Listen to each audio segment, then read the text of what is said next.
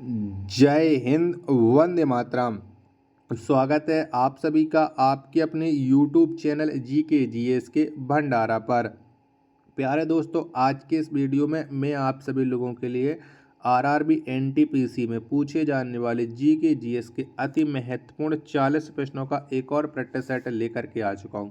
तो प्यारे दोस्तों, आज की इस वीडियो को आपको शुरू से लेकर के एंड तक फुल वॉच करते रहना है। 40 प्रश्नों में से आपके कितने प्रश्न सही हो पाते हैं, कमेंट बॉक्स में आपको अपना स्कोर है वो जरूर बताना। उम्मीद है कि आप अपना स्कोर है वो जरूर शेयर करेंगे। तो चलिएगा फिर शुरू करते हैं बिना टाइम वेस्ट करें। तो पहला प्रश्न है कि लोकसभा में कितने सदस्यों को राष्ट्रपति मनोनीत करता है। तो बताओ कितने सदस्य हैं वो राष्ट्रपति के द्वारा मनोनीत किए जाते हैं, यानी एंग्लो इंडियन को लोकसभा में। तो ये टोटल 2 लोग किए जाते हैं। एक का डी ऑप्शन करेक्ट आंसर हो जाएगा।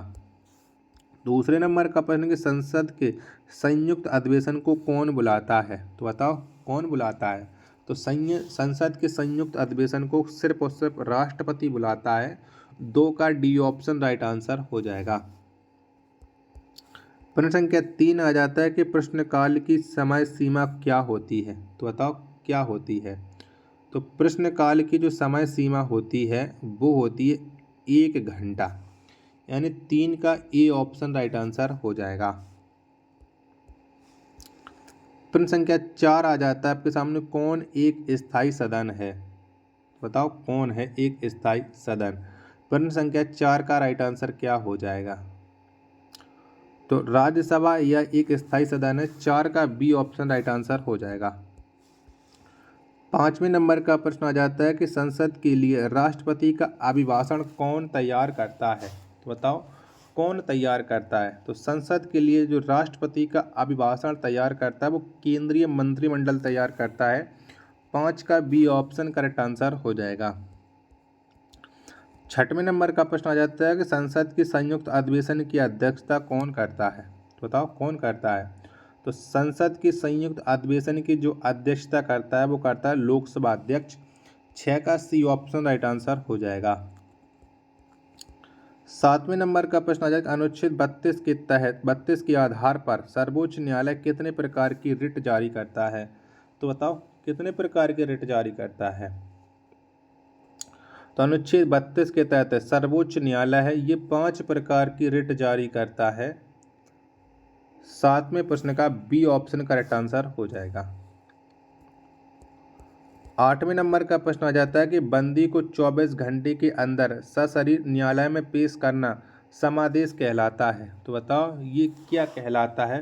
प्रश्न संख्या 8 का राइट आंसर क्या हो जाएगा, फटाफट से बताओ। तो ये कहलाता है बंदी प्रत्यक्षीकरण। 8 का ए ऑप्शन करेक्ट आंसर हो जाएगा। 9वें नंबर का प्रश्न आ जाता है कि व्यक्तिगत स्वतंत्रता के लिए जारी रिट कौन है। तो बताओ कौन सी रिट जारी होती है व्यक्तिगत स्वतंत्रता के लिए। तो ये होती है बंदी प्रत्यक्षीकरण। 9 का डी ऑप्शन करेक्ट आंसर हो जाएगा। प्रश्न संख्या 10 आ जाता है कि अवैध तरीके से सरकारी पद प्राप्त करने वाले व्यक्ति के विरुद्ध कौन सा रिट जारी किया जाता है। तो बताओ कौन सी रिट जारी होती है। तो अवैध तरीके से सरकारी पद प्राप्त करने वाले व्यक्ति के विरुद्ध अधिकार परीक्षा की रिट जारी की जाती है। 10 का ए ऑप्शन करेक्ट आंसर हो जाएगा। अगला प्रश्न आ जाता है प्रश्न संख्या 11 कि भारतीय संसद के दोनों सदनों की प्रथम संयुक्त अधिवेशन किस बिल के लिए बुलाया गया था। तो बताओ कौन से बिल के लिए बुलाया गया था। 11वें प्रश्न का राइट आंसर क्या हो जाएगा। तो इसे जो बुलाया गया था वो दहेज निरोध विधेयक के लिए बुलाया गया था प्रथम संयुक्त अधिवेशन को, यानी 11 का ए ऑप्शन करेक्ट आंसर हो जाएगा। 12वें नंबर का प्रश्न कि वर्तमान में कुल कितने मूल कर्तव्य हैं। तो बताओ मूल कर्तव्यों की संख्या कितनी है वर्तमान में। तो वर्तमान में जो मूल कर्तव्य हैं वो हैं 11। 12 का बी ऑप्शन करेक्ट आंसर हो जाएगा। 13वें नंबर का प्रश्न है कि भारतीय संसद का अंग नहीं है। तो बताओ इनमें से कौन सा नहीं है भारतीय संसद का अंग। 13वें प्रश्न का राइट आंसर क्या हो जाएगा। तो उपराष्ट्रपति नहीं है। 13 का ए ऑप्शन करेक्ट आंसर हो जाएगा। वीडियो पसंद आ रही होगी तो प्लीज़ आप लोग वीडियो को लाइक और चैनल को आप लोग सब्सक्राइब करना बिल्कुल ना भूलें, और कमेंट बॉक्स में आप अपना स्कोर है जरूर शेयर करता चला करो कि कितने प्रश्न आपने कर चुके हैं। 14वें प्रश्न है आपके सामने कि संसद भवन का डिजाइन किसने तैयार किया। तो बताओ किसके द्वारा संसद भवन का डिजाइन है वो तैयार हुआ था। 14वें प्रश्न का राइट आंसर क्या हो जाएगा। तो सर हावर्ड वेकर और एडवर्ड लुटियंस इन दोनों लोगों ने संसद भवन का डिजाइन तैयार किया था, यानी ए एवं बी दोनों राइट आंसर हो जाएंगे। 14 का डी ऑप्शन करेक्ट आंसर। 15वें नंबर का प्रश्न है कि भारत का प्रथम नागरिक कौन होता है। तो बताओ कौन होता है। तो भारत का जो प्रथम नागरिक है ये राष्ट्रपति होता है। 15 का सी ऑप्शन करेक्ट आंसर हो जाएगा। 16वें नंबर का प्रश्न आ जाता है किस अनुच्छेद के तहत राष्ट्रपति लोकसभा को भंग कर सकता है। तो बताओ कौन से अनुच्छेद के तहत कर सकता है। 16वें प्रश्न का राइट आंसर क्या हो जाएगा। तो अनुच्छेद 85 के तहत है राष्ट्रपति लोकसभा को भंग कर सकता है। 16 का सी ऑप्शन करेक्ट आंसर हो जाएगा। 17 नंबर का प्रश्न आ जाता है कि भारत के राष्ट्रपति को किस अनुच्छेद के तहत मृत्युदंड क्षमा करने का अधिकार है। तो बताओ कौन सा अनुच्छेद के तहत है। 17वें प्रश्न का राइट आंसर क्या हो जाएगा। तो ये अनुच्छेद 72 के तहत है। ए ऑप्शन करेक्ट आंसर हो जाएगा। 18वें नंबर का प्रश्न आ जाता है कि राज्य के नीति निर्देशक सिद्धांत का वर्णन संविधान के किस भाग में किया गया है। तो बताओ कौन से भाग में किया गया है। तो राज्य के नीति निर्देशक सिद्धांत का वर्णन है ये भाग 4 में किया गया है। 18 का बी ऑप्शन राइट आंसर हो जाएगा। 19वें नंबर का प्रश्न आ जाता है कि मूल कर्तव्य किस देश से लिया गया है। तो बताओ कौन से देश से मूल कर्तव्य लिए गए हैं। 19वें प्रश्न का राइट आंसर क्या हो। तो इन्हें पूर्व सोवियत संघ से लिया गया है। 19 का सी ऑप्शन करेक्ट आंसर हो जाएगा। 20वें नंबर का प्रश्न आ जाता है कि भारत के प्रथम राष्ट्रपति कौन थे। तो बताओ कौन थे। तो भारत के प्रथम राष्ट्रपति, ये तो एक इजी और आसान प्रश्न है और इसका राइट आंसर तो हर एक कैंडिडेट को मालूम होगा। तो ये थे डॉक्टर राजेंद्र प्रसाद। 20 का सी ऑप्शन करेक्ट आंसर हो जाएगा। 21वें नंबर का प्रश्न आ जाता है कि देश में पहली बार राष्ट्रीय आपात कब घोषित किया गया था। तो बताओ कब लगा था पहली बार अपने प्यारे देश भारत में राष्ट्रीय आपात। तो ये लगा था 26 अक्टूबर 1962 को। 21 का सी ऑप्शन राइट आंसर हो जाएगा। 22वें नंबर का प्रश्न आ जाता है किस अनुच्छेद के तहत राष्ट्रपति अध्यादेश जारी करता है। तो बताओ कौन से अनुच्छेद के तहत जारी करता है। तो राष्ट्रपति अनुच्छेद 121 के तहत अध्यादेश जारी करता है। 22 का सी ऑप्शन राइट आंसर हो जाएगा। 23वें नंबर का प्रश्न आ जाता है कि दोनों सदनों की संयुक्त अधिवेशन किस अनुच्छेद के तहत बुलाया जाता है। तो बताओ कौन से अनुच्छेद के तहत बुलाया जाता है। तो दोनों सदनों की संयुक्त अधिवेशन को ये बुलाया जाता है अनुच्छेद 108 के तहत। 23 का सी ऑप्शन राइट आंसर हो जाएगा। 24वें नंबर का प्रश्न है कि जेबी वीटो का प्रयोग करने वाले प्रथम राष्ट्रपति कौन थे। तो बताओ कौन थे। तो जेबी वीटो का प्रयोग करने वाले जो प्रथम राष्ट्रपति थे ये थे ज्ञानी जैल सिंह। 24 का बी ऑप्शन करेक्ट आंसर हो जाएगा। 25वें नंबर का प्रश्न आ जाता है कि भारत के प्रथम दलित राष्ट्रपति कौन हैं। तो बताओ कौन है। तो भारत के जो प्रथम दलित राष्ट्रपति हैं वो है KR नारायण। 25 का सी ऑप्शन करेक्ट आंसर हो जाएगा। 26वें नंबर का प्रश्न आ जाता है कि भारत के प्रथम कार्यवाहक राष्ट्रपति कौन थे। तो बताओ कौन थे। 26वें प्रश्न का राइट आंसर क्या हो जाएगा। तो भारत के जो प्रथम कार्यवाहक राष्ट्रपति थे ये थे BB गिरी। 26 का बी ऑप्शन करेक्ट आंसर हो जाएगा। वीडियो पसंद आ रही होगी तो प्लीज़ आप लोग वीडियो को लाइक और चैनल को सब्सक्राइब करना बिल्कुल ना भूलें। चलिएगा अगला प्रश्न आ जाता है। प्रश्न संख्या 27 है राष्ट्रपति का चुनाव लड़ने वाली प्रथम महिला उम्मीदवार कौन थी। तो बताओ कौन थी। तो राष्ट्रपति का चुनाव लड़ने वाली जो प्रथम महिला उम्मीदवार थी ये थी कैप्टन लक्ष्मी सहगल। 27 का बी ऑप्शन करेक्ट आंसर हो जाएगा।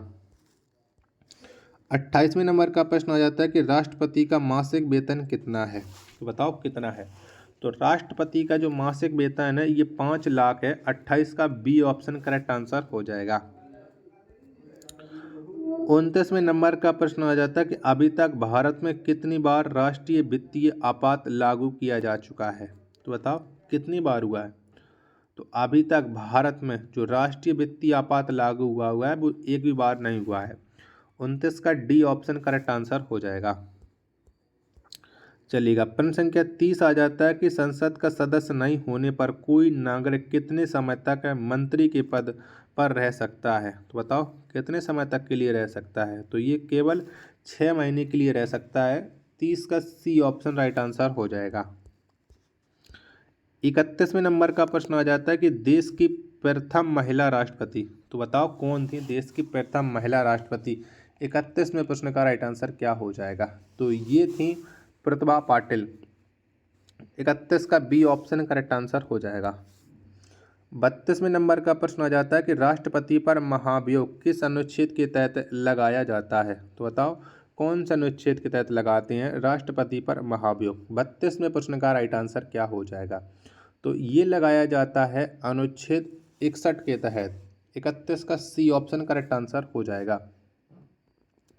चलिएगा, अगला प्रश्न आ जाता है प्रश्न संख्या 33 है किसी भी राज्य में राष्ट्रपति शासन किस अनुच्छेद के तहत लगाया जाता है। तो बताओ कौन से अनुच्छेद के तहत लगाते हैं। तो ये लगाया जाता है अनुच्छेद 356 के तहत। 33 का ए ऑप्शन करेक्ट आंसर हो जाएगा। 34वें नंबर का प्रश्न आ जाता है किसी भी राज्य में राष्ट्रपति शासन की अधिकतम समय सीमा कितनी होती है। तो किसी भी राज्य में राष्ट्रपति शासन की जो अधिकतम समय सीमा होती है 3 वर्ष। 34 का सी ऑप्शन करेक्ट आंसर हो जाएगा। 35वें नंबर का प्रश्न कि संसद का निम्न सदन कहलाता है। तो बताओ कौन कहलाता है। तो संसद का जो निम्न सदन है ये लोकसभा कहलाता है। 35 का ए ऑप्शन करेक्ट आंसर हो जाएगा। चलिएगा, 36वें नंबर का प्रश्न आता है कि राष्ट्रपति के निर्वाचन में कौन भाग लेते हैं। तो बताओ कौन लेते हैं। तो राष्ट्रपति के निर्वाचन में लोकसभा के निर्वाचित सदस्य, राज्यसभा के निर्वाचित सदस्य, विधानसभाओं के निर्वाचित सदस्य यानी उपयुक्त सभी हैं राष्ट्रपति के निर्वाचन में भाग लेते हैं। 36 का डी ऑप्शन राइट आंसर हो जाएगा। 37वें नंबर का प्रश्न आ जाता है राष्ट्रपति पद के लिए न्यूनतम आयु सीमा है। तो बताओ कितनी है। तो राष्ट्रपति पद के लिए जो न्यूनतम आयु सीमा है वो है 35 वर्ष। 37 का सी ऑप्शन करेक्ट आंसर हो जाएगा। 38वें नंबर का प्रश्न आ जाता है कि तीनों सेनाओं का सेनापति कौन होता है। तो बताओ कौन होता है। तीनों सेनाओं का जो सेनापति है वो राष्ट्रपति होता है। 38 का बी ऑप्शन करेक्ट आंसर हो जाएगा। आशा करता हूँ कि आपको वीडियो पसंद आई होगी। तो प्लीज़ आप लोग वीडियो को एक बार लाइक और चैनल को सब्सक्राइब करना आप लोग बिल्कुल ना भूलें। मिलते पर अपने एक और नेक्स्ट वीडियो के साथ, तब तक के लिए धन्यवाद। जय हिंद।